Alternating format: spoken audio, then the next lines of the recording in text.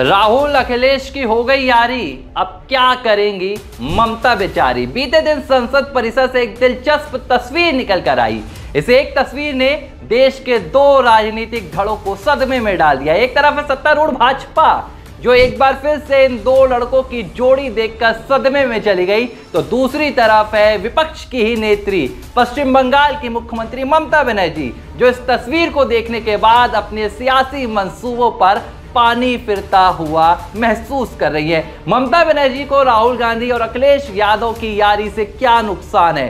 क्यों ममता बनर्जी इस तस्वीर के सामने आने के बाद अपनी सत्ता और अपने नेतृत्व को खतरे में महसूस कर रही है? पूरी कहानी बताऊंगा।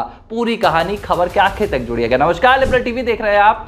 मैं हूं आर मोहन तिवारी। 2 दिन पहले हमने आपको लिबरल टीवी पर मैंने आपको लिबरल टीवी पर एक स्टोरी दिखाई थी। मैंने वो अंदर की डील बताई थी जो राहुल गांधी और अखिलेश यादव के बीच हुई थी। कैसे बजट सत्र में राहुल गांधी अखिलेश यादव के लिए यूपी का खुला मैदान छोड़ गए, और जब अखिलेश यादव संसद की पिच पर बल्लेबाजी करने आए तो उन्होंने राहुल गांधी के ही चौके छक्कों पर अपने चौके छक्के बरछाए। पूरी कहानी आपको मैंने बताई थी कि कैसे ये पूरी डील नजर आई, और इस डील के बाद ठीक अगले ही दिन संसद परिसर में राहुल गांधी और अखिलेश यादव एक साथ नजर आ गए। अमेरिका में अवैध भारतीय प्रवासियों के साथ जो दुर्व्यवहार का मसला निकलकर सामने आ रहा है, इस मसले पर संसद परिसर में राहुल गांधी और अखिलेश यादव एक साथ प्रदर्शन करते नजर आए। और सिर्फ नजर ही नहीं आए, एक गजब की बॉन्डिंग देखने के लिए मिली, एक गजब की यारी देखने के लिए मिली।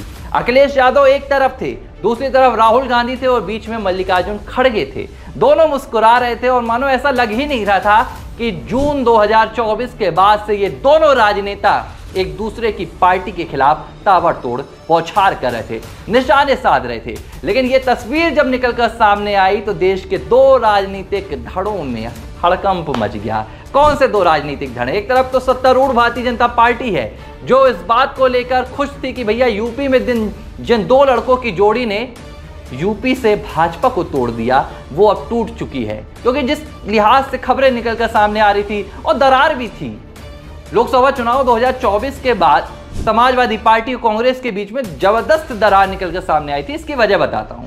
जैसे ही लोकसभा चुनाव 2024 में कांग्रेस 99 सीटों पर जीत कर आती है, यूपी में उसे 6 सीट मिलती है।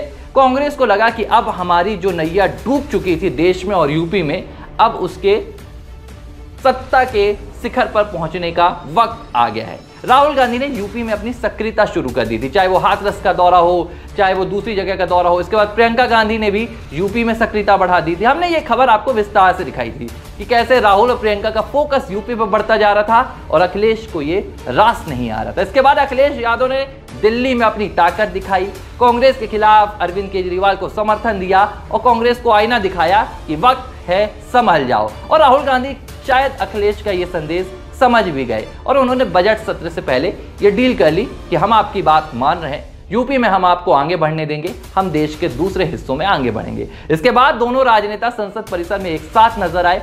गजब की बॉन्डिंग देखने के लिए मिली। लेकिन राहुल और अखिलेश यादव की इस यारी से पश्चिम बंगाल की मुख्यमंत्री और टीएमसी की मुखिया ममता बनर्जी के उन मंसूबों पर पानी फिरता सा नजर आया जो कभी उन्होंने दिल्ली के लिए देखे थे। क्या थे ममता बनर्जी के मंसूबे? क्या थी ममता बनर्जी की वो कोशिश जो राहुल और अखिलेश की इस तस्वीर सामने आने के बाद टूटी टूटी नजर आएगी, बिखरी बिखरी नजर आएगी? ये कहानी बताने के लिए मैं आपको ले चलता हूं साल 2021 में। ये वक्त तब का था जब 2019 में लगातार दूसरी बार भारतीय जनता पार्टी लोकसभा चुनाव जीत चुकी थी। प्रधानमंत्री नरेंद्र मोदी देश के सबसे बड़े राजनेता के तौर पर लगातार उभर रहे थे, और 2021 में पश्चिम बंगाल में विधानसभा चुनाव सामने आते हैं। तब माना गया कि पश्चिम बंगाल विधानसभा चुनावों में इस बार प्रधानमंत्री नरेंद्र मोदी का जादू देखने के लिए मिलेगा और ममता सत्ता से दूर हो जाएंगी। लेकिन ऐसा नहीं हुआ। दिल्ली में ममता बनर्जी ने दहाड़ भरी और उन्होंने पश्चिम बंगाल का विधानसभा चुनाव एक बार फिर से जीत लिया और सत्ता पर काबिज हो गई। हालांकि भाजपा को इस चुनाव में बढ़त जरूर मिली थी, लेकिन सत्ता के करीब भाजपा नहीं पहुंच पाई। बंगाल में मिली बादशाहत को ममता बनर्जी दिल्ली में भुनाने की कोशिशों में जुट गई। 2021 से 22 तक ममता बनर्जी ने दिल्ली के ताबड़तोड़ दौरे किए। बार बार ममता बनर्जी दिल्ली पहुंचती थी और केंद्रीय नेतृत्व को ललकारती थी। प्रधानमंत्री नरेंद्र मोदी को ललकारती थी, भाजपा को ललकारती थी और कहीं ना कहीं विपक्षी खेमे में यह दिखाने की ममता बनर्जी ने पूरी कोशिश की कि प्रधानमंत्री नरेंद्र मोदी को कोई मजबूती से चुनौती दे सकता है तो फिलहाल मैं दे सकती हूं। मेरे अंदर वो मादा है कि मैं इस वक्त प्रधानमंत्री नरेंद्र मोदी का मुकाबला कर सकती हूं। ये बात ममता बनर्जी कहती भी थी और सिर्फ ममता बनर्जी नहीं, बंगाल के जो चुनावी नतीजे निकलकर सामने आए थे वो नतीजे भी ये बात बहुत हद तक कह रहे थे। हालांकि ममता बनर्जी ने जब दिल्ली के दौरे शुरू किए और कहीं ना कहीं उनकी वो मंशा जग जाहिर हुई कि ममता बनर्जी दिल्ली का विपक्षी नेतृत्व हासिल करना चाहती हैं। ममता बनर्जी दिल्ली में विपक्ष की सबसे बड़ी नेता के तौर पर खुद को खड़ा करना चाहती हैं। लेकिन ये बात तब कांग्रेस को रास नहीं आई। एक दो मुलाकात तक तो ठीक था, ममता बनर्जी ने नीतीश कुमार से मुलाकात की, डीएमके के नेताओं से मुलाकात की, अखिलेश यादव के साथ वो लगातार साठगांठ कर रही थी। लेकिन बीच में खबर निकल कर आती है जिसने ममता बनर्जी का दिल तोड़ दिया। ये खबर थी दिल्ली से सोनिया गांधी की नाराजगी। ममता की बढ़ती सक्रियता के चलते दिल्ली में सोनिया गांधी नाराज हो गई और उन्हें ममता बनर्जी का विपक्षी नेतृत्व कर्ता बनने का जो एक ख्वाब था वो रास नहीं आया। इसके बाद कहीं ना कहीं ममता बनर्जी की दिल्ली की सक्रियता भी थम गई और कांग्रेस ने तय किया कि वो किसी भी क्षेत्रीय पार्टी को राष्ट्रीय राजनीति में इस कदर आगे नहीं बढ़ने देगी। लेकिन अब क्या हुआ? इसके बाद जब 2024 के लोकसभा चुनाव हुए तो कांग्रेस को बहुत हद तक बढ़त मिल गई 2014 और 2019 के मुकाबले और कांग्रेस कहीं ना कहीं इंडिया अलायंस का सबसे बड़ा दल बनकर उभर गई और इसके साए तले ममता बनर्जी को भी आना पड़ा था। हालांकि ममता बनर्जी 2024 में भी उन्होंने बंगाल में अकेले चुनाव लड़ा, कांग्रेस के साथ इंडिया अलायंस के साथ उन्होंने गठबंधन नहीं किया। हालांकि विपक्ष के गठबंधन को ममता बनर्जी अपना समर्थन देती रही। लेकिन जब 24 के चुनाव के बाद कई राज्यों के चुनाव में, चाहे वो हरियाणा की बात हो, चाहे वो महाराष्ट्र की बात हो, जम्मू कश्मीर की बात हो, झारखंड की बात हो, कांग्रेस को जीत नहीं मिली, कांग्रेस उतना बेहतर प्रदर्शन नहीं कर पाई, तब इंडिया अलायंस के नेतृत्व को लेकर कई बड़े सवाल खड़े हुए और इस बीच ममता बनर्जी ने एक बड़ा बयान दिया था। ममता बनर्जी ने कहा था कि मैं इंडिया अलायंस का नेतृत्व करने के लिए तैयार हूं, मैं विपक्ष के इस कुनबे को आगे बढ़ाने के लिए तैयार हूं। ये वो दौर था जब अखिलेश यादव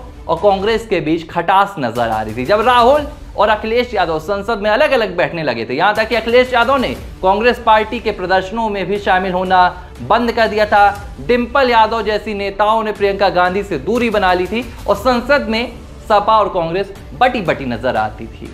और इसके बाद ही ये हुआ कि दिल्ली में अखिलेश यादव खुलेआम कांग्रेस पार्टी के खिलाफ अरविंद केजरीवाल का समर्थन करने पहुंच गए। तब शायद ममता बनर्जी को लग रहा था कि अब उनका रास्ता साफ हो रहा है और दिल्ली में विपक्ष का नेतृत्व वो आसानी से कर सकेंगे और कुछ ही महीनों में इंडिया अलायंस की कमान भी उनके हाथों में आ जाएगी।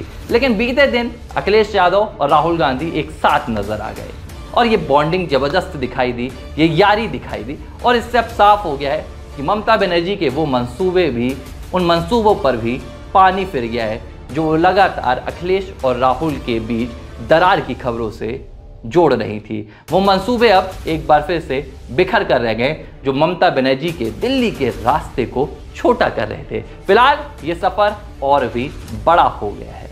लिबरल टीवी पर यह स्टोरी आपको कैसी लगी है आप हमें कमेंट बॉक्स पर जरूर बताएं।